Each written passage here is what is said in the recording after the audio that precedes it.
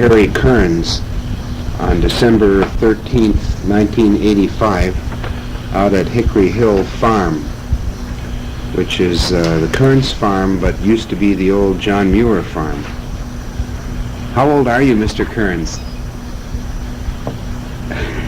96 last February. You don't look a day over 80, I would say, at the most. I had a good feel though. And you were born in this house? Yep. That was 1889. Yeah. Well, Harry, I'd just like to ask you some questions about your general recollection of growing up here on the Hickory Hill Farm. What you might remember your dad telling you about the Muir family. Anything at all that would be associated to, the Muir history. It's a lot to ask, but just try to best your recollection. Well, there's been a lot of changes since then.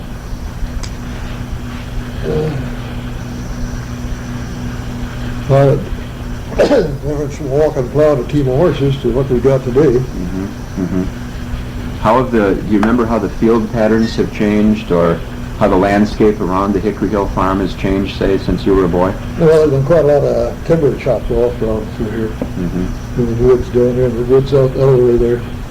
Okay. Have been used up. But otherwise, it's still about the same. When you were a boy, do you remember large bur oaks and oak openings? Do you remember some prairies still being left? Well, when Muir was clearing the land, he always told them, when they come to a black oak, hit and pour left. But they grabbed out most of the white oak and burr. So mostly black oak. But there was a lot of trees the size of that and out there around. Okay. Out west here, and cattle running through there, and of course killed them out. So you're referring to that big bur oak in the yard that probably has a diameter of about 2.5 feet? The largest bur oaks in the town. Okay. I wouldn't be surprised. That's a big one. Yeah. Now that direction there is east. Is that right? Yeah.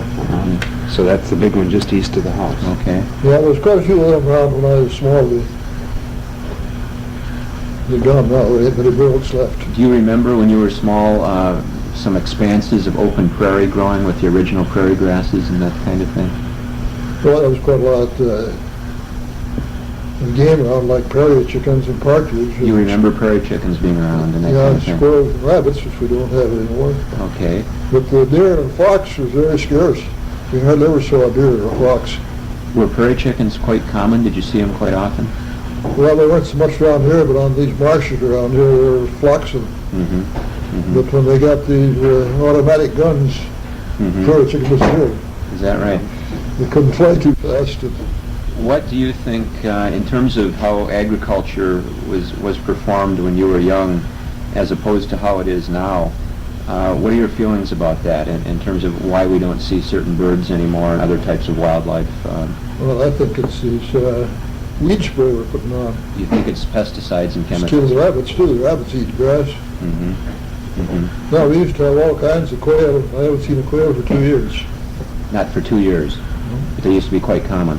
Yeah, before that there'd be harvest time. There'd be all kinds of flocks after the fields. Young ones running around. Mm-hmm. What else don't you see anymore that used to be quite common, say, when you were a young man? Well, we don't have snakes and turtles like we used to have back in the days. Mm-hmm. Tell me more about that. I'm especially interested in reptiles because I figure that they're a real good environmental indicator species, and I think they're rapidly disappearing. Yeah. Why don't you tell me more about turtles and snakes that you remember when you were young? When I was young, of course, shocked the grain and put the hay up in what they call cocks. Mm-hmm. And probably about every fourth one they picked up, they get a little grass snake in it, or maybe a spotted adder, or some of the striping ones. Mm-hmm. But I don't see any snakes anymore. What about bull snakes?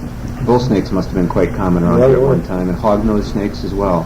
Well, they call it a black snake, and then these spotted adders, they were common. Mm-hmm. You mentioned turtles before. What type of turtles do you remember? Well, they're these little flat guys. They're about so right. But they were running all over. Uh-huh. A lot of them got killed on the highway as soon as they got cars. Yes, that's right. Mm-hmm. There was a few big turtles used to come up, these great big fellas too. Big snapping turtles? Yeah. Uh-huh. Okay. There weren't very many of them. Do you remember ever seeing, because the landscape here is associated with a sand soil, do you remember ever seeing what's known as a box turtle, the type that can fold up the shell partly, can close the shell up? They have a black back with yellow on them? No, I've never seen that. Never saw those, okay. What they had, what they called a milk snake, that used to crawl on the cow's backs. Is that right? Yeah, they were a long, striped snake. Did you ever see them? Some claim they milk the cows. I don't know. That's what they used to tell. That's how they called them. Did you ever, Harry, did you ever actually see a milk snake on a cow's back? Yeah, I've seen them on the cow's back. You have seen that, though? Yeah. Okay, that's interesting. But I never saw milk the cow. Okay. So anyway, to sum up your feelings on agriculture, you've seen a lot of change in agricultural methods in your lifetime, obviously. Yeah, there's a lot of difference today, but I sometimes wonder. I could follow a walking plow all day and put team in the barn and forget everything. Mm-hmm. Now they go out of these big tractors and the big machinery, and when night comes, they wonder how they're going to pay for the gasoline bills. Right.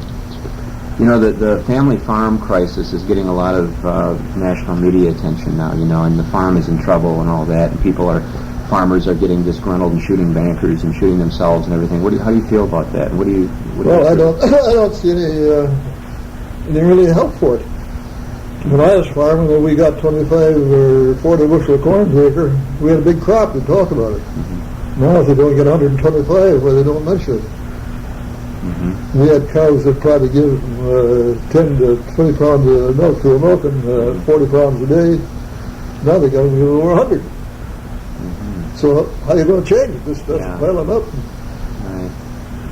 Now getting more back to the Muirs and the farm itself and the buildings and all that, tell me what your father's impression of Daniel Muir and the Muir family was. I mean, were they good, honest? Was Daniel Muir a real honest type person to deal with when your father bought the farm from him? Or what sort of impressions did the Muirs leave on your family and on your father? Well, he got it back in 1973. Or 1873, that would be. Yeah, that's okay. No problem. Yeah, I understand. But and what did he ever mention? John's father, we knew he was living in Portage, and he had a mortgage on the place. Father went out one time to make a payment, and he was all packed up. He was going to Canada. I guess going to start a religion of his own. He had a lot of religious stuff. Mm-hmm. So father said to him, well, how am I going to pay it? Mm-hmm. They had a private bank at that time. We didn't have the regular bank. Well, he didn't know, but he was going to Canada. So father said to him, well, if I could get you the money right away, would you discount it? Oh, yes, he'd do that. Yeah. He came home and he had an uncle. They knew had a little money in the Portage Bank, so he and his father went to see the uncle the next day, and the uncle went out to Portage home and took his money out of the bank and straightened it all up. Do you remember how much that was? Do you remember how much he paid for the farm when he bought it in 1873? I think it was around $3,000. $3,000. And that was for what, 160 acres? Yeah. Mm-hmm. Okay.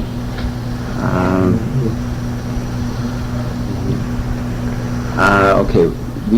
Just to document some of the construction dates on the house and the barn and so on.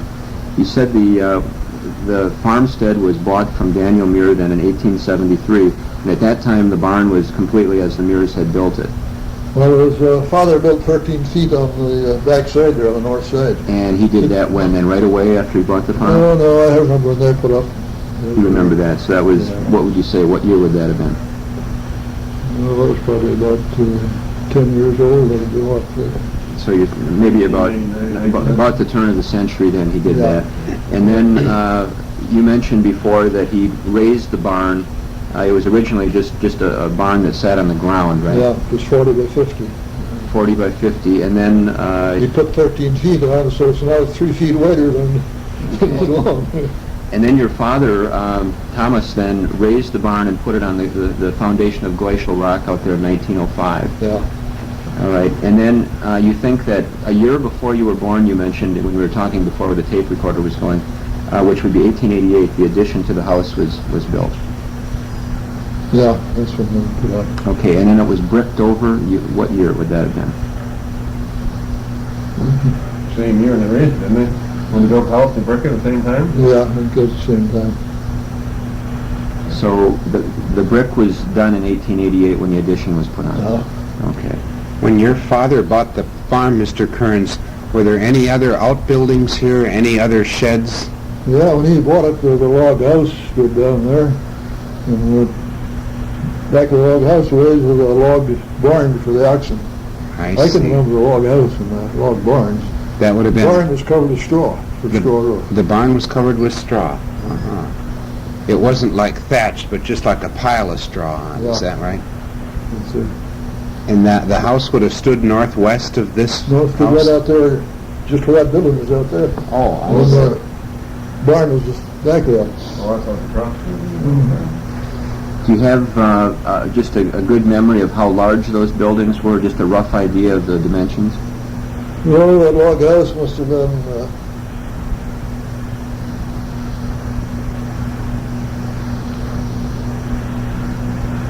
I imagine somewhere about 30 feet by maybe 20-something out of it. Mm-hmm. Was Then it, it had an attic. were there 2 rooms inside? Well, there was just down one iron, when it was all tore out, it was next to a hog gun. I see. And, but they had another attic in it. I can remember that. Going up there, because sometimes chickens would get up their legs, and I had to climb up front. And the barn, Harry, you think how large was that then? The oxen barn. Do you remember basically what the dimensions were on that? That was 40 by 50 for the original barn. That was The log barn, though? Oh, no, the log barn. Oh, I imagine it'd be about 20-some feet by 18, 20 years old. Mm-hmm. Mr. Kearns, did your father ever mention the names of any of the old-time carpenters, like the one that might have built the barn? Well, there was a family of Turners around here that did most of the carpenter work. And they lived nearby. Yeah, they lived down here just across the county line, Columbia County. What would have been the first name of the Turners? Do you remember? I don't know what the gentleman's name was, but there was, I mentioned there was John Turner. there was 4 boys that were all carpenters. I think the old man was a I know he was a carpenter because he wouldn't mention it. Mm-hmm. Wasn't But it John that there built was- the house here? Yeah, there was John and George, Fred. I don't know how to live with his name. I don't know, but he had a mental breakdown.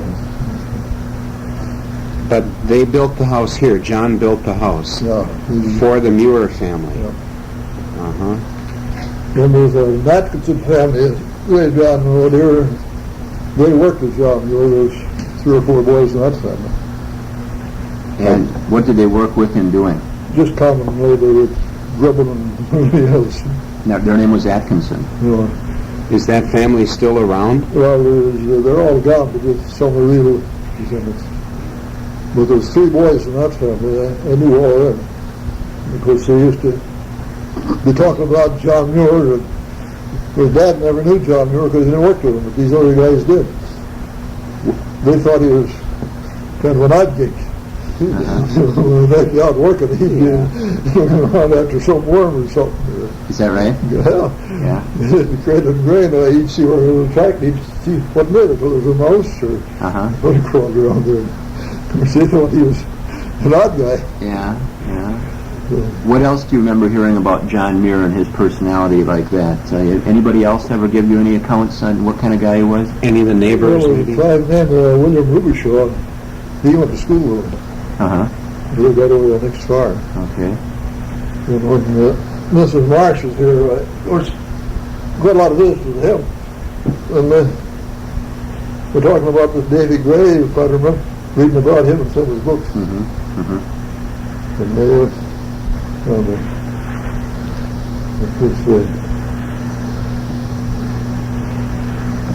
Harry, do you remember the buildings at Fountain Lake Farm? they were all down for him. They were all gone. Mm-hmm. So you don't recall any buildings ever at Fountain Lake Well, Farm? I've seen where the foundations were there, they had stone laid up where they had just we Okay. call it a shack today, I guess, they Uh-huh. just boarded up, somewhere. If a person were to go over there, say, in the spring when the snow wasn't on the ground, where would you go to find the foundation, where it was and that sort of thing, the rocks? Well, they're in the northeast corner. I think there's kind of a hole dug there yet. You go into the lake and then off here in the northeast corner. You might find a depression in the ground there yet. So if a person pulls off of County Trunk, is that O? And, Yeah. and into the park, and say we were looking at facing the marker that Well, marked, that's kind of like Chunk F. is that County Trunk F? Yeah, O goes this way and F goes north and south. Okay. You So- stay on F and you come out to the lake. Okay. Well, let's just say we were at the boat landing. I'm just trying to establish a landmark here. If we were at the boat landing, in which direction would I have to look, left or right, to get to that where the buildings were? Well, you'd have to go up left when you come after you pass the park. Take first right-hand turn. And well, you probably have to go to your Rogers. So I think that the conservation is getting that ground now. That's right. That's being acquired and has been acquired, in Yeah. fact. That's right. I think they had some there on the east side, and then they got some more. 27 acres was picked Yeah, up. you drive down to the lake, and then kind of up to the northeast there, you'd find that depression is still there. Right. Of course, it's probably been worked over. And, How far away from the lake, then, would it be? I imagine about 20 rods or so. So it's quite close to the lake. Yeah, I never paid too much attention to it. Okay. Okay. Then there was a Gray that he was a great friend too.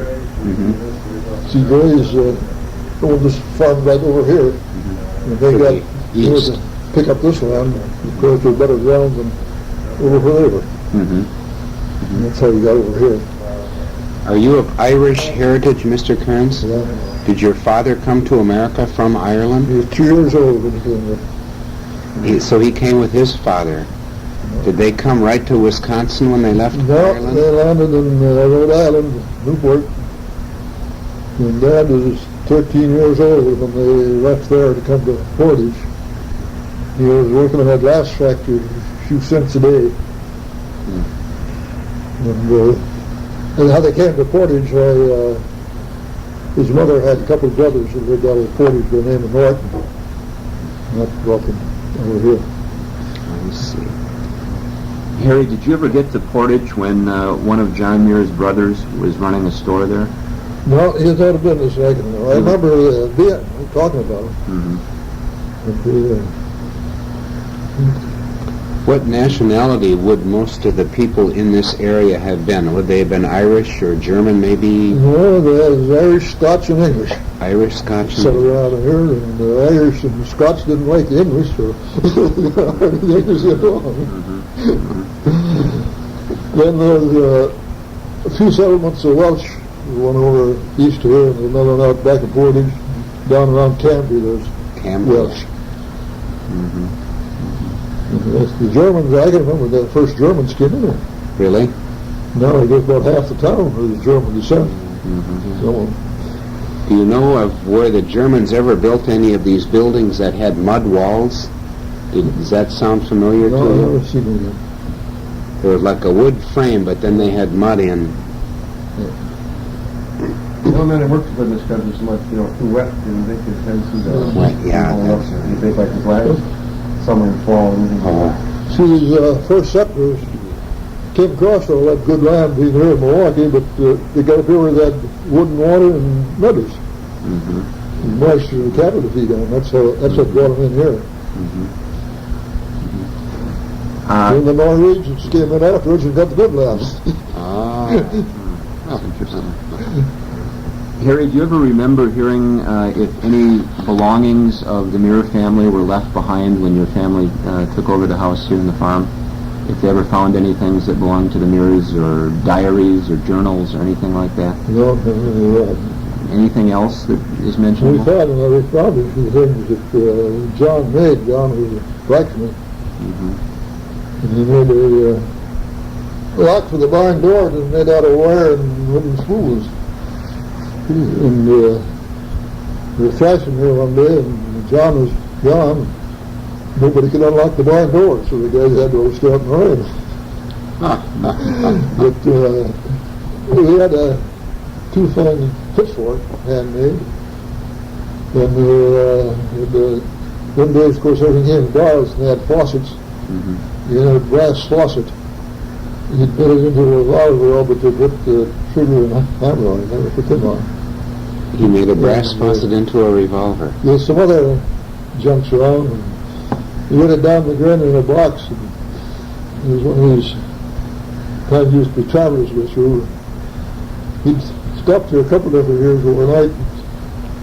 He'd come along this night, and they go to the ground and get some feed for his horses. His father was over, and the hired man had picked up a piece of copper, weighed putting her 30 pounds, and you could scrape the copper off of your jackknife.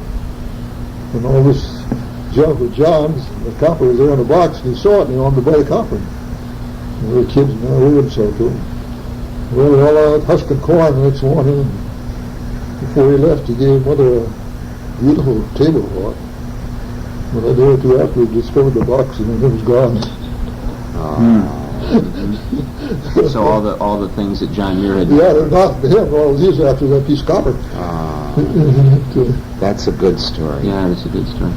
Yeah, back in them days, there's different places around here. They'd find chunks of copper laying around.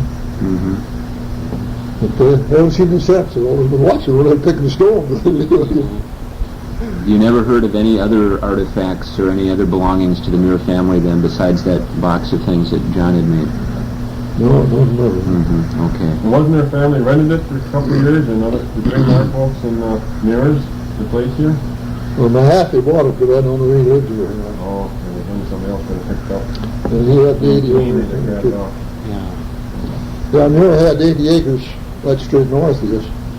And he sold it to his brother-in-law down the name of Reed for $200, and that's how he got the money to go to the university. I see. And that was just north of where we are now. Yeah, that's straight north of it. Okay. And he walked to Madison, and now they can't walk 2 blocks. Yeah, That's reuse it. that's right. So you're quite sure then, Mr. Kearns, that the builder, the carpenter of the house was old John Turner? Yeah, one of the Turners. I think they all worked together. There's 3 of them. When a lot of the accounts now more or less say that the house, both houses, the Fountain Lake Farm and then Hickory Hill, were built by the Muir family. In other words, Daniel and the sons. But you think that John Turner, one of the Turners, built the house then? Well, I think he helped build this in here, what I heard. He helped, but you think that Daniel Muir and the boys were involved in the building? Most of the work. They did most of the work. Okay. John Turner helped build this part, but when younger John built I see. new part. He also built his neighbor's houses. I see. Mr. Kearns, have you ever seen any signatures or any carvings or anything in the barn on any of the beams, on any of the timbers? Were they signed by anybody or anything like that? Dated maybe or something? No dates or names or anything. Okay. Was there an outhouse too, a privy that the Muir family had that was on the property that you remember? Yeah, used to be out here. Straight west of the house again. How about the well that John helped dig? You still use that today? Yeah, it's used, but now the pump put it out, and they can't find one to take its place. They don't want to put in it. There's, it's, that was quite a stump. Tree crossed and bricked it up. Yeah. I often wondered how they did it, but I've heard there were guys that kind of specialized in that, and they would go around from one farm to another. A lot of them out here all around. Most of us around here are laid up with rock. But this one has brick. Did John put that brick in? I don't know. I don't know. Somebody had poured them from the back. Well, I remember when the father had to get it, it went dry, it was 100 feet deep, and it went dry, and he got a guy to come in to drill it. That time we used a drill of one horse, one of these things, horse wasn't down with the organ. when he went down there, he said there was a crack in the rock about so wide that there couldn't air go through. He had about 85 feet before he got water. Is that? 185 feet. Boy. But that came back in afterwards. There was water in there, and now it's coming up. What was the reason that Daniel Muir left the Fountain Lake Farm and came to Hickory Hill? Better ground over here. Is there? That's a great one. This is better ground. Okay. It's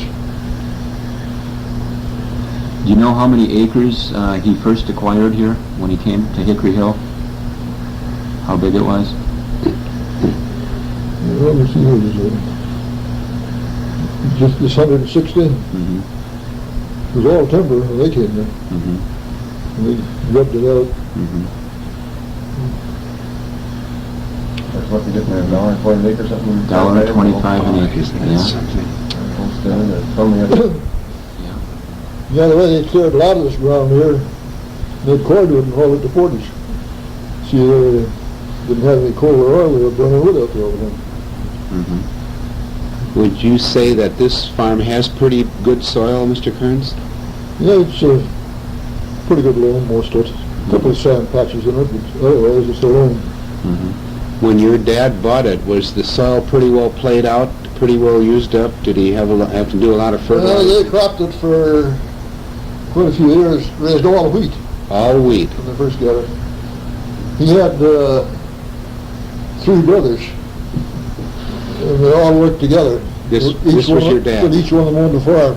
Uh-huh. And they run them all out, raising wheat, then they had to go to livestock. But, you made a living, that's all. There wasn't no market that, Yeah. I can remember when they used to tell about the butcher the hogs in the wintertime, take them to freezing them. There's no market otherwise. The butcher would come out and buy pork and butcher it, or he'd buy a beef and butcher it, and someone had to wait till they got sold up before they could pay for them. Harry, I'd like to ask you, did you ever see a passenger pigeon in your life? John? Did you ever see a passenger pigeon in your life when you were a boy? No, they were just gone. I heard them telling about the passenger pigeons. What do you remember them telling you about them? Well, there's a place over here on 22 where they call it Pigeon Grove. Pigeon Grove. Pigeon Grove, Pigeon okay. Grove. That's where the military crosses 22. Well, that is Pigeon Grove.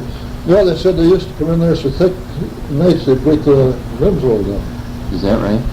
And they just, without clubs, and killed them. But they were pretty much gone from this area when Yeah, by the they time you were were... down there, extinct. Mm-hmm. Mm-hmm. They just killed them all off. Yeah.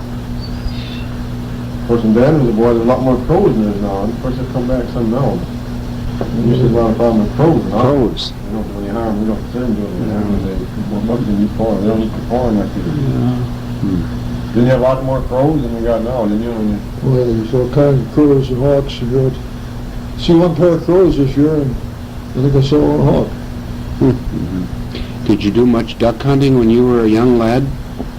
No, I never do much for that. There's some guys around here did.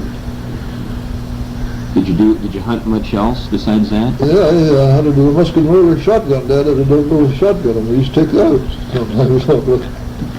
What would you hunt mostly? Squirrels mostly, and Yeah, rabbits maybe, and... rabbits. It was quail, Mm-hmm. How about grouse? Was there quite a bit of grouse around here? not too many. Not too much, huh? Do you let people hunt on the farm now?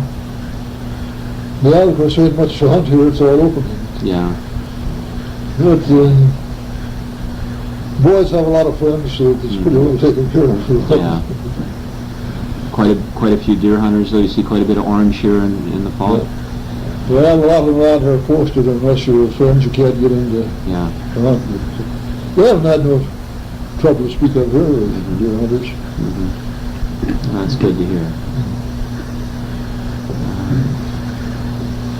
Yeah, if you care to comment any more on your feelings on changes on things, like you've mentioned several times now about you don't see wildlife like you used to.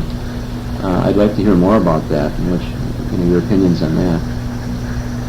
Well, I don't know what you can do about it. You can't raise crops without having to spray for the weeds today. Mm-hmm. Mm-hmm. Do you think it's a good trade-off? Do you think it's worth all that we're losing to produce more bushels per acre? Well, I miss seeing all the birds and stuff, but times have changed, I guess we got to change with them. Yeah. I want to ask you about a bird in particular. Did you ever see bluebirds? Were they quite common when you were Yeah, young? they were in larks. Fields was full of larks. I haven't seen any of them for a couple of years. Whippoorwills, were they common Yeah, they were in the common. evening? No, well, if you have one snake in a bale of air, you're not anymore. Like, I still never really see the snakes in the heat. Regarding the Hickory Hill Farm. Excuse me. We're a little bit far from water for a lot of wildlife. You know, we don't have the deer that come through and red. Well, we didn't have very many ducks or geese years ago. They used to shoot geese in the spring. In the spring. Yeah. When the fall, they didn't hardly stop. There was nothing to eat. They didn't have any corn was all picked out of the field. We didn't have any alfalfa. Yeah. There'd probably be a little winter grain they could laid on. Otherwise, we'd not stop for it. One other animal I wanted to ask you about was the red fox. Do you see many fox in there? I seen one this year, but they're not as sick as they were here a few years ago. And coyotes as well, I was going to ask about. There's been coyotes in the country. There was one shot this fall up here in the Mandela. They were deer hunting, shot a coyote. Leave me ask you a little different kind of question, but what do you, and the people probably ask you this all the time, but you're 96 now. What do you attribute all those years to? Did you never drink or smoke, or what? It was hard work to believe in the Lord. That's good. You can't beat that combination. But you don't smoke, do you? Well, You smoke cigars, man. We got no worry. you'd smoke cigars, but fingers got so I couldn't hold a match, so I quit smoking. What about drinking, Mr. Kearns? Have you ever drank? I used to take drinks once in a while. Yeah. How about what you eat? Do you kind of My try father always had liquor in the house. He always said, the first drink won't hurt you, it's the second one does the harm. So I'd always hear him take one drink and then get more, not anymore. I used to come home with a pocket full of cigars so I wouldn't be able to get home. How old was your father when he passed away? 93. 93. Isn't that My amazing? mother was 90. Boy. Dad's father, I think, was 94. And mother was in the 90s. What do you like to eat the most, Mr. Kearns? What kind of foods? Everything you put on the table. Yeah. Are you the type guy that worried a lot about things all through your life, or will you kind of just take things as they come and sort of a Well, relaxed I'll tell you. style? I had a lot of mistakes in my life, but if I had so many good things, I forgot all the mistakes and just think about the good things. That's great. That's great. Good philosophy. So I just live today. Yesterday you can't change, and tomorrow I'd be here, so do the best I can today. There you go. How many brothers and sisters did you have? I had 3 brothers and 6 sisters. Were you the youngest or the oldest? Or? No, I got one brother living yet. He's 88. My oldest sister lived to be 103. 103. Boy, I was number 6 in the family. I see. So they all lived to a pretty good age then. Most of them. And you have how many children? I had 2 boys and 4 girls. My brother left to drive to Florida every winter. Is that right? Is that right? And he drives down you? Boy, oh boy.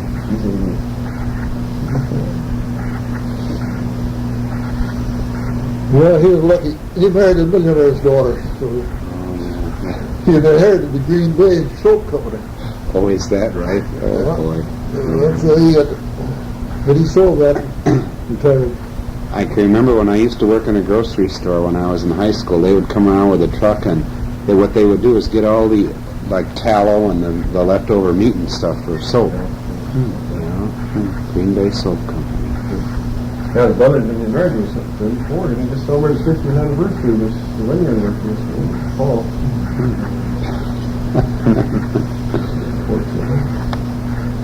Well, Erik, let's see. Trying to think what else we might. The only other thing I might want to ask Harry is I'm just trying to get a little better personality sketch of John or any of the other Muirs that you might recall stories being told about.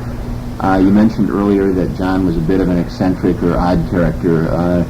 Anything else you might be able to add to that? Did you ever hear anything else about him in terms of maybe even his physical description and so on and so forth? I can't remember anything about it. It was generally, though, thought by locals that he was a little bit of an odd character, huh? Yeah. He'd rather go out looking at But flowers. they always claim that this David Taylor is really the one that got him to do the things he's done. How so? He had visited with David Taylor nights, quite a while during the night. John Muir would visit with Davy Taylor that night? Yeah, and they said that he was sitting out on the rail fence talking to her after dark. And they figured that's where he got a lot to start him out on his career. Now, who was Davy Taylor? He was a Well, neighbor? he was a guy that lived down there, a bachelor by himself, and claimed he didn't have any relatives.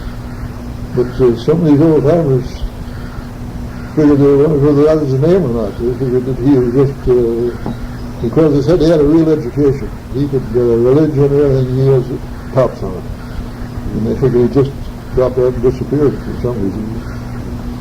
And He died over here in the house, he was buried over here in the cemetery. Which cemetery would he be at? Over here at, what they call UP Cemetery. over there, Cemetery. But Davy Taylor also possessed a good knowledge of nature and that sort of thing. Oh, yeah. Yeah, they said he'd write poetry for hours, then tear it all up in one. He was, that's what they call an odd character, but he had an education. He said there's no question about that, because not very many people had in them days. Where did he come from, Davy? No, they never knew. You think they got That's through him. interesting.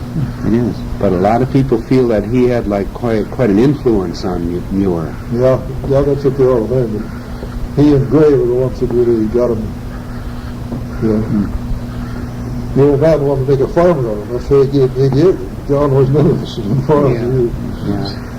Who was Gray then, Mr. Gray? Was Mr. Gray the land agent then from Kingston or nearby? Well, they were friends.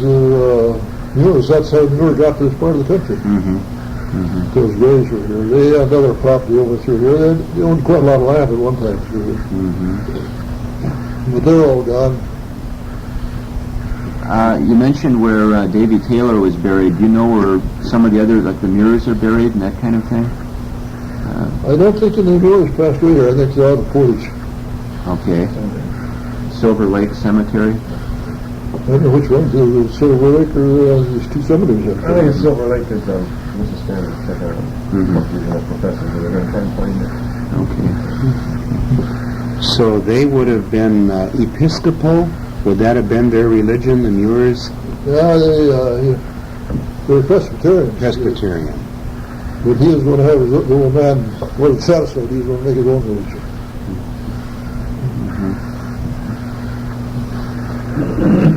Well, So was John Muir's dad regarded as kind of a strange, different type of person too? Well, they give you a real character what they told about him. He had different streaks. Good night here one time, not feeding his family any meat. He was getting starving. Duncan lived down the road here, and Mr. Duncan tied into him. So then he went let him eat meat again. He'd get something like that, and what he said, that was law. They didn't go against it. He might have been, I suppose, kind of a mean person. He'd Yeah, give the kids a good beating every day, I guess, whether they needed it or I not. don't think he had very many friends. There's a family named Beecher down in here. Well, they're a doctor. Beecher. Oh, They're English. It's Muir Scotch. And there's quite a lot of strife between different things there. When Muir went to school, he went down the road here a little half mile to Lord Shoelodge. And Beecher lived down the other way over in Columbia County. So then we had to write up districts anymore. So Muirs got that school moved over up the county line, over in 22, and Muir had to go up north here about a mile and a half to school. But some days you used to have pictures come along, you know, and they'd have go to school houses and stuff. But one came through and one night, and so Muir got up and he was giving a spiel. When Mitchell got up, he says, I don't like the idea of the man praising the Lord and then going out stealing from Uncle Sam. Muir comes to the Iggy didn't belong to him. Muir said, I didn't know I lost the line. It was still government land then. That's interesting. That's a good story. Mr. Kearns, do you remember anything about what was known as the schoolhouse district number 5 that was just south of Fountain Lake? Yeah, that's over around, Is that still standing today? No, it's gone. It's gone. I think there's a house built in there over where the schoolhouse was. Okay. I understand that the Muir children attended that school too. Yeah, they ended up in there. But I know I heard them tell about when they were living here. They had deep snow under there. There was a Reed family lived up there. One of the girls married a Reed eventually. But a couple of Reed boys would cut brush and make a path so the Reed world still walk from here to school. Where would the old log school have stood where John first went? Well, you down the road here, and there's a big house in front right, and there's you come to the woods, and right in that woods, it's all grown up now. You can't. But I can remember where the stones were that the logs sit on.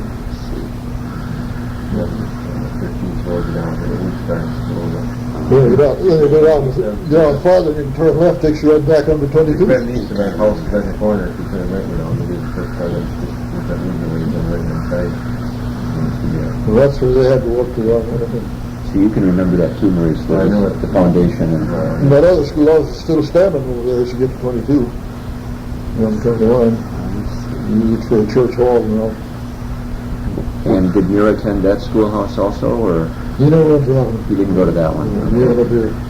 Okay. Was it ever common years ago, a long time ago, where people were buried on their farm instead of in the cemetery? There's a few of them. Some of them. The Maynard family lived down here. They lost 2 children with diphtheria. They buried them up in the side hill. They were there for years. They finally moved to the cemetery. The diphtheria went through here in just in the 50s. There were a lot of children died. After the Muirs sold your father the farm in 1873, where did the Muir family go to? Portage. They lived in Portage? Yeah, they lived in Portage. They lived in town and then they stopped farming, right? Yeah.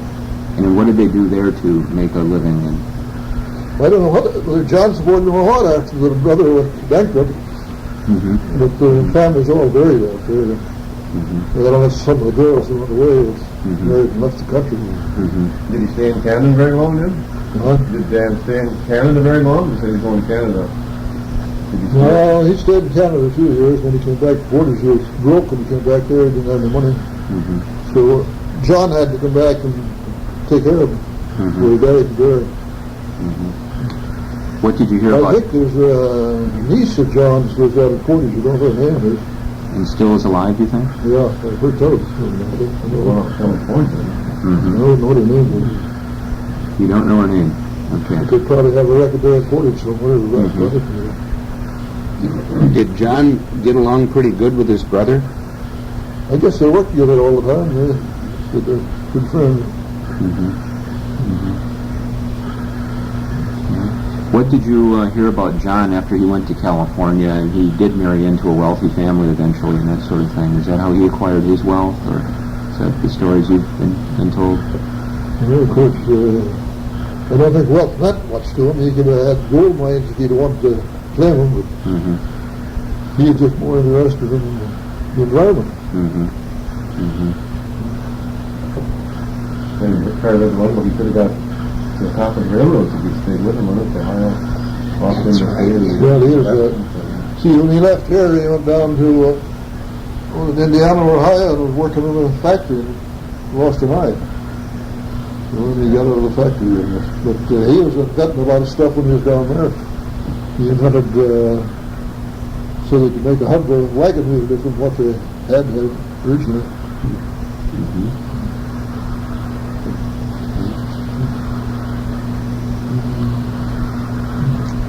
I'm about out of questions, Harry, unless you have anything else you want to add about the Hickory Hill Farm here that you know of or recollect as a boy. And I guess one thing I wanted to ask you is why was the brick put on the house? Was that just for looks, or was there a reason? Was the siding rotted out, or? No, they had the brick factory out here at Portage, where they made brick. And there was quite a few houses in them days that were bricked up. That's how they happened to get them. Driving to the farm today, I noticed a couple of other light brick houses right here in the immediate area. Is that the same brick, or is that a different brick? They had then they had what they called a Milwaukee brick. That was kind of a yellow brick, they said. But the rest of the brick around here was made out of Portage. And it's more of a more of a brown color. Yeah. Do you remember who put the brick on the house? Here? No, I don't remember it now. The stonemason was a guy named Atkinson lived right down the road there. Was he the father to the boys that John worked with then? Yeah. What year did your wife pass away, Mr. Kearns? 79, wasn't it? 1979. Hey, cold and snow went too. 19 below, they used to pass certain days, right? 19 below, Do you have a son that'll continue to work the farm here then? hard to tell. You got 6 boys. Hard to tell what they want. I can't wonder how anybody would be a farmer. You give somebody a farm today, and if they were going to stock it up with livestock, well, more than the money they could never pay it off. Better lost that machinery. It's a real shame. No, it just couldn't be done. 2 of us boys worked with my brother-in-law down at Kingston Hill Farm. When he retired. After one was a lumber, everybody's on roll for the lumber. So do you think Hickory Hill Farm will stay in the Kearns family for a long time to come, or you don't know? No, no. You never know. Are there any of the Amish people living nearby? I notice there are quite a few now around Kingston in that area. Yeah, close ones, I suppose, a couple miles, 2 miles, but it's probably when you cross the pond, you came to Marquette, you turn right to 4 or 5 times to the east there, and a couple to the west, so. Do the people in the area here consider them to be pretty good farmers? Some of them are pretty good, some of them, some maybe looks like 10 hours, the next guy has got a nice places that keep turning up as nice, you know. They have to be if they pay their taxes today. That's really When I started farming here, I paid $80 tax. Isn't that something? Now I guess going up to 2,000 or 3,000. 2,500 this year at least. Oh, boy. Of course, things have changed, like when the 15 years we sold 11 roofs out to get $500 to pay the taxes. Now we sell 11 roofs out to get a little over 2,000. It's a little bit, going out of balance. Won't pay the taxes. Won't pay the taxes, no. Well, Maurice, you're actively farming the farm now. How many acres then do you have total? Is it 160? There's 160 here, and work another 116, and for 29 acres worked on that, and we got another farm that's got 50 acres worth on. Can you tell me what crops you're mostly growing and what field patterns? Corn, oats, and beans. And how many acres of each of those would that be? Oh, I just said last year 112 corn because of the government program. Other than that, 125 and about 50 acres of grain and 72 acres of hay. Years ago, we didn't have any gasoline bill or electric bill. Even the telephone bill today is an item. Yeah. Do you remember when the windmill was put in here? Well, when I remember it, there's a wooden tower. A wooden I tower? helped put up the steel one. What year was that one put up about, would you say? The steel one was up at, that'd be about 24, 30 years old, and 70. 1910 or something, sorry. Yeah, somewhere around in there. Was that an aero motor? grand? It is now, but when we first put up, they had what they call a walk-on wheel on it, and that broke and came down one day. Is that the one that had like the wooden slats on it? Those were made in Waupun. That was really good. Well, years ago, every town around here had some kind of a factory. Yeah.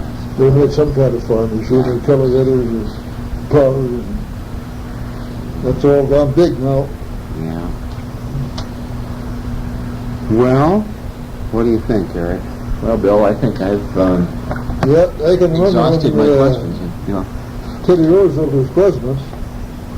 We had 7 millionaires. And they got together. McCormick was going to take over the machinery business. Johnny Rockefeller had the oil.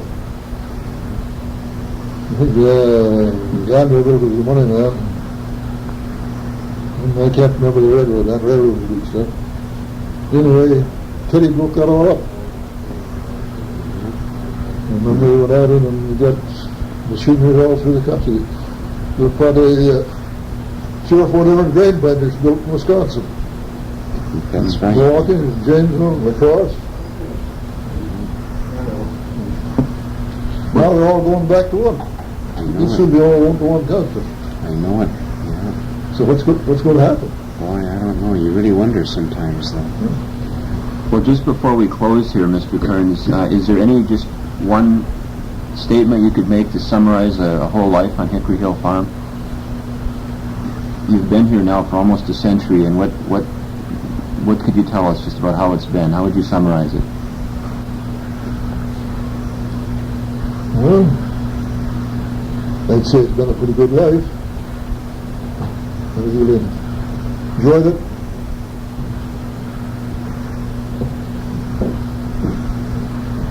Had a lot of good neighbors. And the sad part is that the ones that I worked with when I was young are all gone now. I'm left alone. So it's been a pretty good countryside to grow up in then. Yeah, it was nice. To live there. Everything was. Yeah, it was How do you feel about the years that you have probably got left now, Mr. Kearns? yeah. I couldn't say hello. But you don't have any, you wouldn't do anything differently then? Well, don't think of one. Just to live. You have to live with the times. Yeah. Okay, well, thank you so much. Thanks a You're lot. welcome. Yeah. Sold sometime, I believe, in the 20s. And right now, on this parcel of land, there are located 3 large apartment buildings, which are partially uninhabited. There's been talk in the Park Service about acquiring this land, and this will probably propose to be done in Phase 3. Unfortunately, just from a very practical standpoint, I seriously doubt if this land will ever be acquired again. The Park Service is not anxious to become landlords. And, you know, this is what I've heard them talking about as far as this land is concerned. Okay, and the visitor center. This is really a big question, and I'd really like to talk to you after the session's over because it really is very involved. There are different philosophies as far as this visitor center is concerned. My philosophy about it is I would rather see a living historic landscape of the Frederick Douglass estate established there. Now, there are many people that feel the exact opposite. They would like to see the cultural center put on the estate. I have seen the plans for the cultural center, and I was not impressed with what they had intended to do. But I'd like to talk to you after. I think it's a very good question about visitor centers, especially in the bicentennial year. I think that too often in this area and in all areas of the country, there are insensitive and very large objects being plunked in the middle of historic landscapes merely to service the structure, overlooking the fact that the landscape is in many cases as important as the structure is and needs to be interpreted and not partially destroyed. There's one other question. Okay. I can sneak it in. One of the problems that we felt that in terms of the site itself, because it does set up on a high hill, and I know that 1973 when we held an outdoor kind of reenactment of Frederick Douglass's 1852 speech, that many of the older people found it very difficult to get from A level to the top of the area, and that there wasn't any consideration. I mean, if you were to go up those main stairs that were shown in the slides, that's probably one of the more difficult ways of getting up the hill, because the steps themselves don't lend themselves, to the normal way that a person can get over to get up. And I was wondering whether this was any planning had been developed for an alternative way. I understand the historic integrity of the stairs themselves, but What we had thought of in terms is this, perhaps some of those nice little electrical carts that the Park Service has used in instances like this to transport the handicapped and the aged up the road. That way we wouldn't have to have vehicles coming into the site like we proposed to take off. And there would still be adequate handicapped and aged access to the resource. Are there any other questions? Yeah. One of the things that's been going through my mind in all the presentations here is the whole definition of past land use. How you go about the problem of defining what was the land used in the case of the fort, the case of a house, the case of a battlefield. And in my own particular work, I'm dealing with far less tangible types of resources. But I'm wondering what specifically methods you've used to determine what the boundaries are in terms of past land use in each of these cases. You've mentioned some of them, but maybe the panel would like to respond to that. I don't think that I really understand what you're asking. Are you asking about parameters of land use, or are you talking about physical boundaries? I'm talking about physical boundaries that reflect parameters of land. And how they're determined. Yeah. Do you want to discuss that in the context of Consumer Robinson? Well, what is the historical context of what I'm asking? Okay. In a case like Fort Atkinson, I think that was one of the points that I was trying to make, that there you have an 8-year period, and the time frame is rather specific, and it's fairly simple between your archaeological investigations, your historic resources, and so forth to establish what the land use was. Now, that was one of the very things that I think you have to attack when you're dealing with a resource like Fort Robinson, for instance, where you're dealing with a 75-year period. Do you treat it as a diorama, for instance, restore one 1874 building with its fences, and then you move on to the next exhibit and have your 1884 building with its appurtenant structures, and so on and so forth. It's a very difficult problem, particularly. I think that's where it takes just really substantial research plus a decision as to how you want to approach the particular restoration problem that you're dealing with. I don't think there are any pat answers to it. It just depends on what your resource is and what treatment you want to give it. Would you care to discuss that in terms of the benefits here? Well, the town itself was established in 1690, and more or less the battle was imposed. All the fortifications were imposed right on the town, and the ones that were in town are now gone, except for the Civil War fortifications, which were built in some of the same places as the British fortifications that are still there. The part that I discussed today was farmland in the 18th century. With some houses around, we dug several 18th and 19th century house foundations while tracing the fortifications. The houses intruded into the trenches, so they were later. Well, isn't it true when battlegrounds must be the most difficult things, as you mentioned, to recreate, and particularly, I think you almost create an impressionistic view of it. For instance, you're using other materials in order to give the basic you're trying to get the basics over to the people. It was obvious from the slide, the paved roads coming down through it. This in itself says, oh,